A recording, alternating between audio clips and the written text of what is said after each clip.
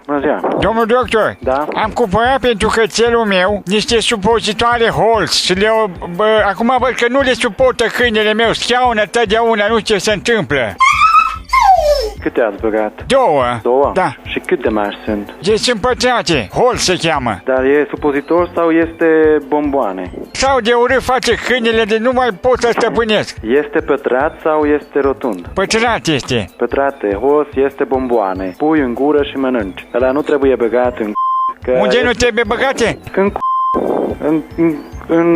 în intestin, acolo ați băgat, nu? Da. Este mentolat. Eu am introdus supozitoarele alea Halls unde trebuie. Nu sunt supozitoare, sunt bomboane. Și acum- Pentru răceală, pentru gât. Păi da, pentru răceală eu le-am luat. Dar nu băgați în câinii. Dar nu trebuie băgat în intestinul câinii.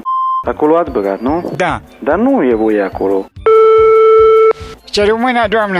Bună ziua! Valeu, alo? Da, Valeu, doamna doctor. dar sunt la farmacie aici, doamne. Am luat niște supozitoare și mă ustură îngrozitor, nu mai pot.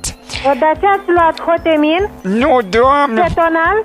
Aoleu, ce mă ustură? Stați un pic că mă ustură. Halls am luat. Cum? Niște supozitoare care se cheamă Halls. Dar n-ați luat de la noi. Valeu, nu știu de unde au luat nepotul meu, dar mă ustură, nu mai pot.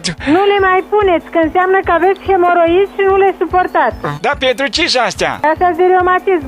Sunt de reumatism. Halls-urile pentru reumatism, da? Doamna farmacistă, și cum se le scoate acum? Nu le scoateți și lăsați așa. Nu se întâmplă nimic. Stați liniștiți și lăsați așa, că să știți că nu...